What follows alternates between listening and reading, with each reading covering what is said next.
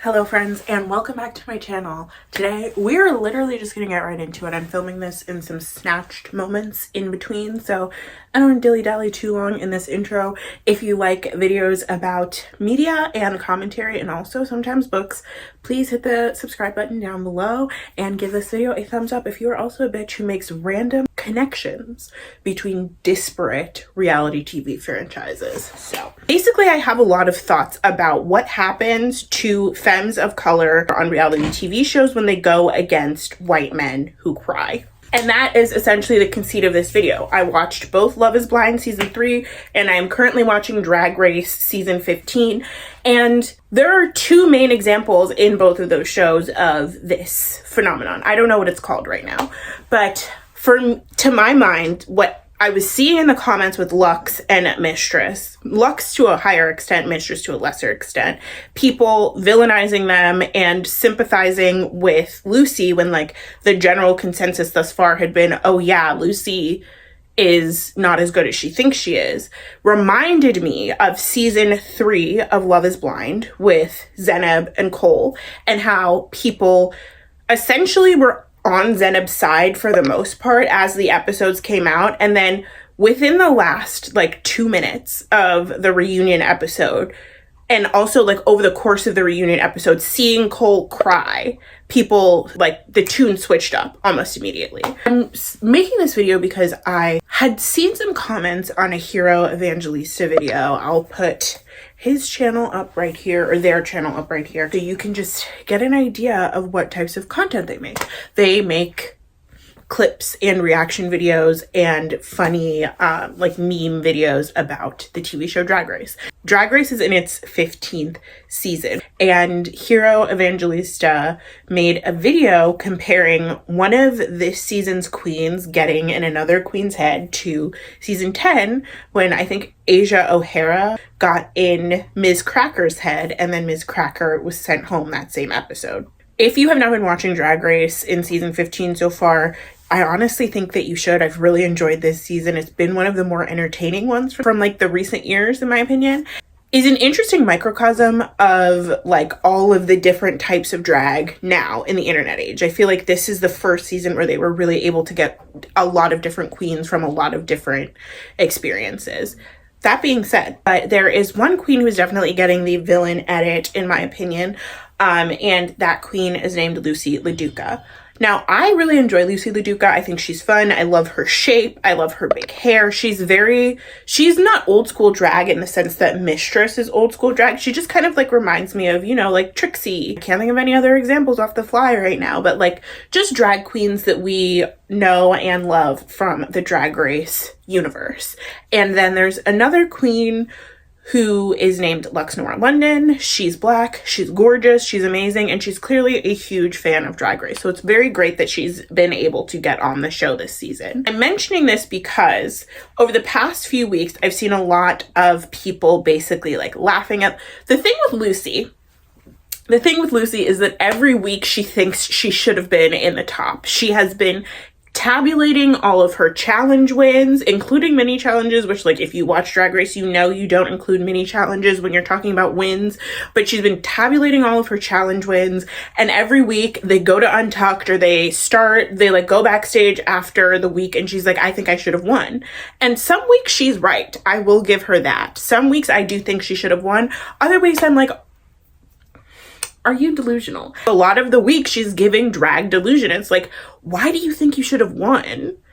You gave us a good look, but it was nothing special. And that is part of the point of contention. And people basically have been like hee ha ha, like kikiing along with the girls on the show and laughing at Lucy because they're like, yeah, no, you shouldn't have won. You seem a little delusional about what you think your status is in this competition. And don't get me wrong, she's been doing very well. She's a very talented performer, but she should not have won as often as she says she should have. They do this every season where they ask the girls, who do you think should go home? But everyone went down the line, said who they thought should go home, and Lux Smart London took it upon herself to give a little monologue and basically go through what each girl brings to the table, and she left Lucy for last and said, Colby does drag clean, cut, concise, but she just puts that little extra thing on it that makes it the Sasha Colby experience.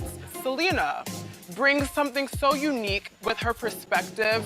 Mistress also has a unique spin, and I think that Lucy's drag is a little on the more generic side.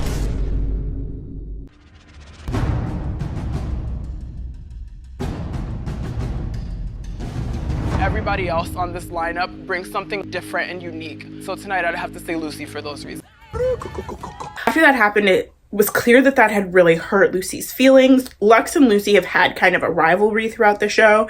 I also, like, honestly wouldn't give it that because it's not, they're doing different things. You know, it's apples to oranges really in the comparison, but they have been edited to seem like they're like snipping at each other and having a rivalry throughout the show.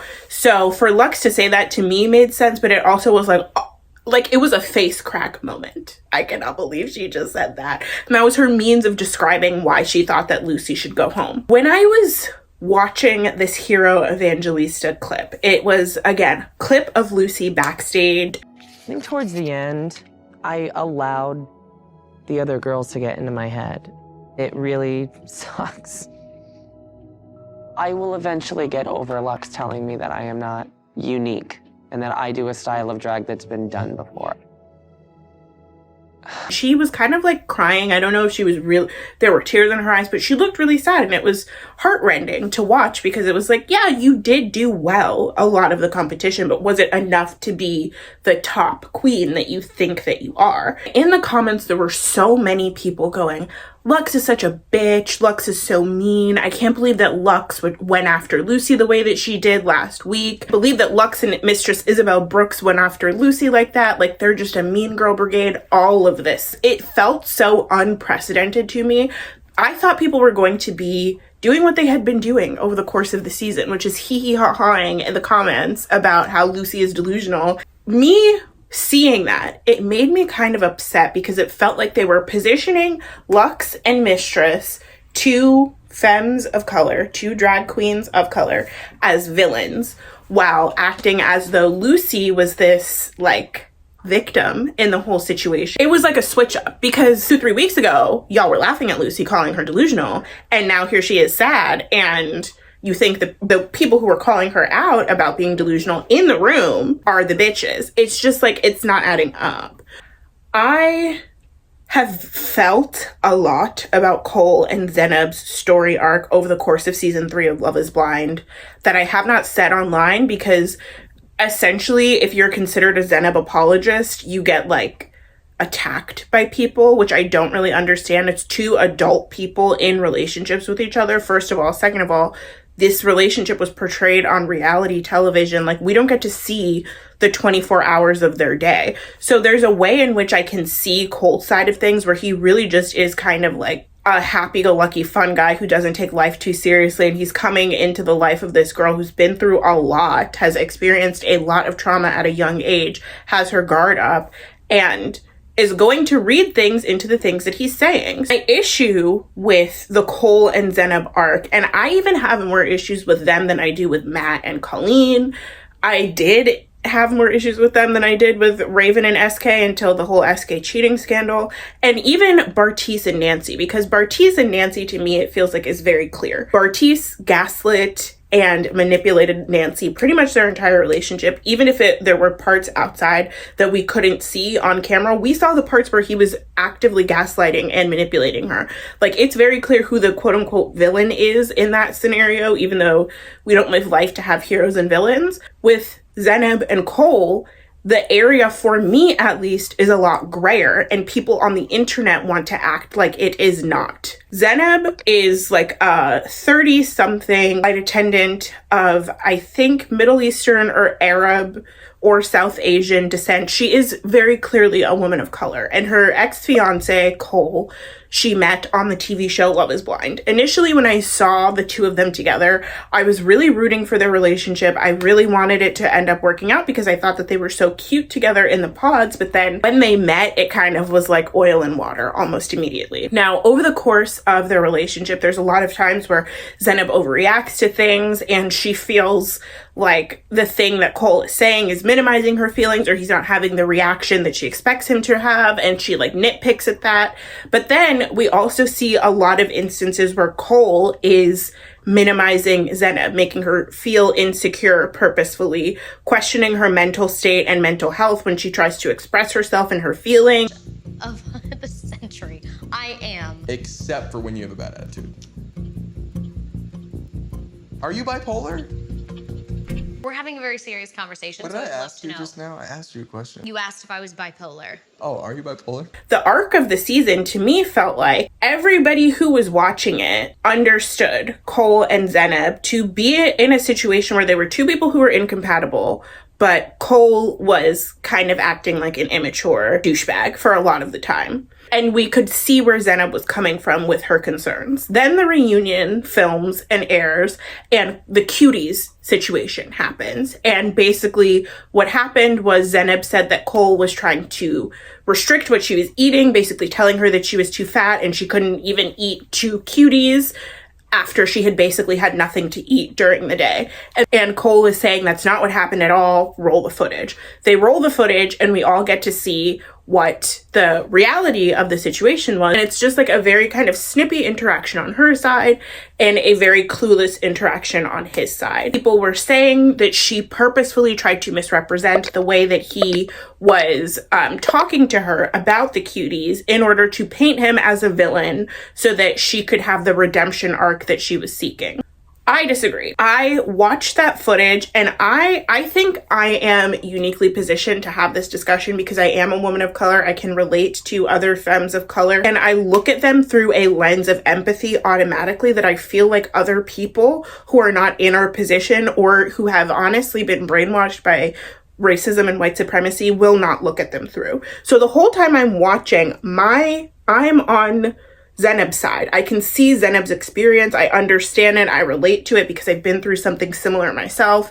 And so I am on her side. And Cole, being a white man, there isn't as much for me to relate to with him, although I can empathize with the frustration that he showed at not seeming to be able to do anything right to Zenab. People seem to think that the cuties thing was a way of Zenab being purposefully manipulative, but especially me being a woman of color, a femme of color who has been in a relationship like the one that Cole and Zenab seem to have been in, I just honestly feel like that's not the case. I think that honestly she saw the things that he was saying to her as trying to get her to restrict her intake, trying to get her to lose weight, all of that because of other things and other ways that he spoke to her over the course of the season. The thing with Cole and Zenab is that the specter of Colleen was always hovering over their relationship. Colleen is a young, thin, petite white woman. She's a ballerina. She's very flexible. She's very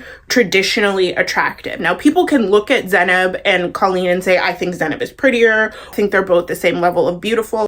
Cole had told Zenab that he never dated anybody who looked like her or who came from a similar experience as her. So Colleen was the other person who Cole had a connection with in the pods. They were talking a lot, and he ended up choosing to go with Zenab because he felt like Colleen couldn't be vulnerable with him. He has feelings for Colleen, but he can't see how she looks. And so he goes with the girl who he has more feelings for, even though she might not be the girl that he would necessarily date in the real world.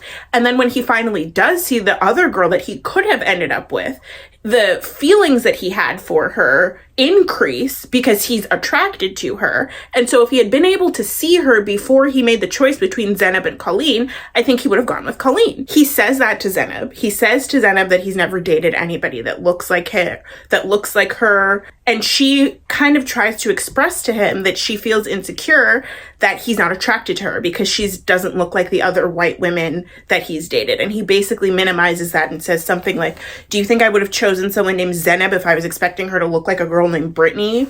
And there's a bunch of racial implications in that I don't have time to unpack right now. This feeling of her constantly being compared to Colleen, of this specter of the other girls that he's dated, of the feeling that she had on their first night together that he wasn't attracted to her, of him making like sly remarks about how much she was eating, things that she was eating, making sly remarks about her mental state, all of that.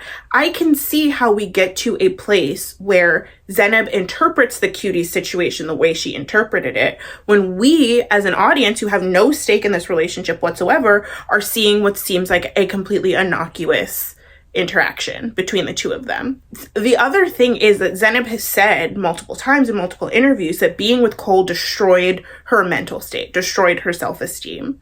Having dated a white passing person but had never dated anyone who looked like me, had told me out of their mouth that they weren't attracted to me, had expressed attraction to people who did not look anything like me and who I could never have looked like, I completely understand and had minimized my feelings when I tried to express them to them. I completely understand the mind fuck that probably was going on with Zenab when she was in a relationship with Cole. Because for a lot of people, unless you are asexual or aromantic, which I am not, and I don't think that Zenab is either because she hasn't expressed that, affection and sexual attraction go together in a romantic relationship. You cannot have a romantic relationship without both of these things.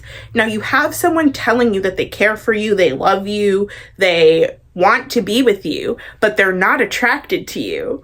It's like, how is it possible that you feel all of these positive things for me, but you do not feel attraction for me? Now, in my situation, which I, again, don't think is the situation that Zenab was in, I was dealing with someone who might or may not have been on the asexual, aromantic spectrum. And so there's different considerations that you have to make there. But me being a person who is not asexual, who is not aromantic, who needs to have romantic and sexual attraction be a part of relationships that I'm in, I will cop to, I had no business being in that relationship, because what am I doing dating someone who has told me that they're not attracted to me? But that's not the case that Zenab was in. She's in a relationship with someone who is capable of feeling sexual attraction, is capable of feeling romantic attraction, has expressed that he feels sexual attraction for another girl that you're friends with. And you in your mind are just thinking, well, if only I can look like her, if only I can be like her, if I can be small and petite and white, then I can just get the attention that I can get the attraction that is missing from this pairing. And I can get what I need in order to make this relationship work the way that I want it to. It can be so like demoralizing to know that you care for someone, know that you love someone, but know that like a major part of a relationship, which is reciprocated physical attraction, is not being reciprocated. You might feel attraction to them, but they are not feeling attraction to you. It literally, I can't even, if you've never experienced it, I cannot even express it to you. And I can give it to you in this example that people who are not of the same like racial background as me might be able to relate to more. Picture a fat white woman and her thin white husband, or even just like a fat woman and her thin husband. The husband has told his wife, I'm not attracted to you. He has told her that he is attracted to other women who are very, very thin, very tall, look at the absolute opposite of the wife, but he's still telling her that he's in love with her, that he wants to be with her, that they can make it work, all of these things. She's not getting what she needs in that relationship. And I can understand, a lot of people can understand like developing a bad relationship with food, problems with eating, difficulty like all of these different things in that relationship, because you're like, well, if I could only be, he's attracted to people that look like this. So if I could only be a person who looks like this, then he'll be attracted to me. And then that will be the completion of the puzzle. So if you can think about it in that way and divorce the whole situation from the context of Cole and Zenab, if you think Zenab is evil and Cole is the golden boy that came down from the sky, like think about it that way and think about what kind of impact that would have on someone's psyche. So that is why I'm able to see things from Zenab's perspective. And that is why I feel like a lot of people were also able to see things from Zenab's perspective. Where the issue comes in is we see the cuties footage and we see the way that Zenab interpreted the interaction, and we see the way that Cole is feeling very frustrated because he's like, that's not what was happening at all. I can see people being like, okay, she went to an extreme, she analyzed the whole situation because she was feeling insecure, whatever. I can see that.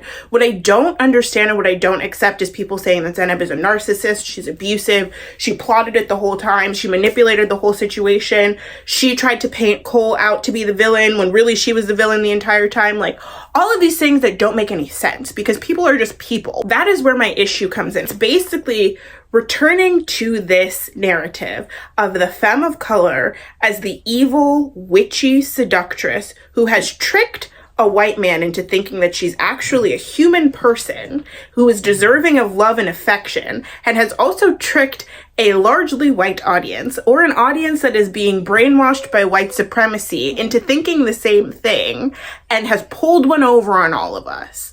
And now that we see how much this woman has negatively impacted this white man because he's crying, and white men don't cry, especially not sexual ones. He's crying on national television. We see the negative impact, the evidence of the negative impact that she's had on him, and now she must be destroyed. Like, that is basically how I interpret the whole situation. Like, people turning against Zenab on a dime, almost because they're like, how could this Middle Eastern, South Asian bitch have tricked me into going against a white man with blue eyes that shine when he cries? That's the whole thing. I think that a lot more people are brainwashed by white supremacy than they want to accept. A lot of people think that they are viewing a situation through a neutral, untainted point of view and refuse to accept that we all come to everything with our own biases. And that is a lot of the way that I think people are interpreting Zenab. They're looking at her through the lens of white supremacy and interpreting her actions based off of that. And that brings me back to Lux Noir London and Lucy LaDuca. People turned against Lux so quickly. She went from 1 week being a great queen who knows how to make good TV to being the stupid bitch who is bullying Lucy and needs to shut up because she's going home anyway. The one thing that made me so upset was I saw one person comment under the video. They were, Lucy's drag is generic when Lux relies on phrases and looks from past seasons. All right. Lux relies on phrases and looks from past seasons because Lux knows what makes good TV, okay? People want to see the references. People want to hear the phrases that they love. And it's not that she was just bringing reference looks. She was also putting her own spin on them. And when her look wasn't a reference, she was making a look that looked good. Sorry, but we can't always say that about Miss Lucy LaDuca. I think people have this desire to villainize Lux and to a lesser extent Mistress Isabel Brooks because they are behaving on reality TV in a way that makes good reality TV. But I hate to break it to you. And this is something that I feel like the Drag Race fandom has to learn every year. And then they learn it. And then by the time the next season rolls around, it's fallen out of their heads and they've completely forgotten. But TV, reality TV, is not real. Like, the people on the TV shows don't really act like that. They're doing the things that they're doing so that they can get more screen time, and it's worked because we've seen Mistress Isabel Brooks throughout this whole season. When Lux started creating a sort of rivalry against Lucy and made an alliance with Mistress to go against Lucy, we saw Lux more than we did in the weeks that she wasn't doing that.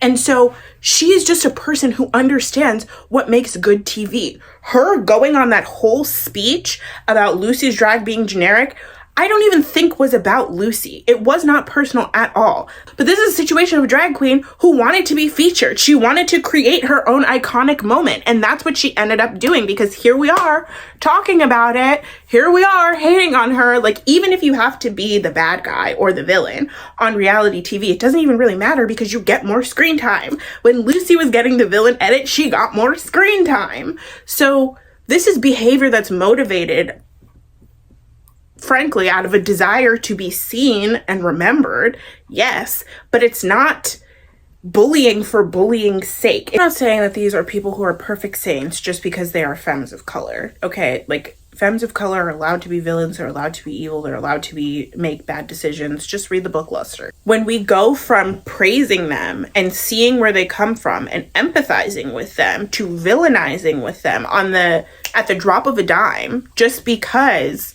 a white man has cried and all of a sudden, it's not even just like he's cried and you can see the pain that he's gone through and you're like, oh, I feel really bad for him that happened to him. It's like he's cried, you can see the pain that he's gone through, and now we have to go burn the witch bitch who did that to him because she was plotting it all along. Zenab was plotting it all along. Lux Noir London was plotting it all along. Mistress Isabel has been evil this whole time. Like, there has to be nuance in our views of culture. We have to be able to understand that we look at things through lenses of the systems of oppression that we grow up in. We grow up in white supremacy. We grow up in racism. We grow up in fat phobia. We grow up in anti-blackness. We grow up in all of these, in anti-blackness, in misogyny, in all of these structures that automatically negatively impact how we view people of marginalized backgrounds, and have us expect to view the white man or the white person in the situation as a hero. Just because someone has feelings doesn't mean they're a hero. Just because someone does something wrong or bad doesn't mean they're a villain. And sometimes they are a villain, but that's because they want to be, because it's Drag Race and we need quotable moments. I think Cole and Zenab were two people who were horribly matched to begin with and just ended up bringing out the worst in one another. I think Lucy LaDuca is a very talented drag queen, but I have to say, I don't think her drag is generic. It doesn't feel like it is a cohesive persona the way other queens feel like Mistress Isabel Brooks has the like old school drag homage with the elements of BDSM culture. Lux is doing the skinny, no pads, like model body drag thing. Sasha Colby, like she's in another caliber entirely. And Anitra has the like fun young club kid 90s vibe going on to her drag. The only person out of that group, even Selena, like Lux said, even Selena is like kind of like on the edge, like towing the line between campy and just bad taste. And a lot of the time she fell over into the just bad taste section, you can't lie. Lucy is the only person in that group who I can't really put a finger on what it is that is her thing. Is she the Dolly Parton girl? Is she the 1950s girl? Is she a Trixie Mattel impersonator? Or is she just like another like blonde bimbo type of drag queen? We don't know. But the thing that we do know is that the fans of Drag Race love a white queen. They love a white queen in big blonde hair, and she is going to be fine. I promise you Lucy LaDuca is going to be fine. She's going to have a lot of bookings when the show is over. She's going to have a lot of people wanting to see her at DragCon, because these are people who see, like everyone else, like me, myself, I look at Lux on TV and I'm like, oh, I'm represented. I can connect with her. I can empathize with her. When white people look at other white people on TV, they're like, oh, I'm represented. I empathize. I can connect with this person. And so who am I to fault them for that? She is going to be fine. I hope that she comes back for All Stars. I hope that I'm able to get a more cohesive idea of who Lucy LaDuca is as a drag queen. Not just like a talented dancer, a talented actress, a show queen, like all of that. Who is she beyond all of those things? Hopefully we get to find out. But if we don't, it's not going to be because of Lux Noir London. And who is Cole beyond being this kind of like happy-go-lucky, goofy guy? I'm sure a lot of people are finding out, because I'm sure a lot of people followed him on Instagram after the season ended. But if we don't find out, it's not going to be because of Zenab. Because Zenab isn't the problem. Cole isn't the problem. They're just people. That is all I have to say. If you have any thoughts, please comment down below. If you're still a Zenab hater after watching this, tell me about it in the comments down below. I'd love to hear what you have to say and potentially argue with you. I'm aiming to put out new videos every Sunday, so hopefully I will see you next week. And if you want to be here next week, don't forget to subscribe to this channel. Thank you so much for watching this video that was kind of like a disjointed. The connections make sense in my head. And I hope they made sense to you. So that's it. Gagged them a bit, for sure.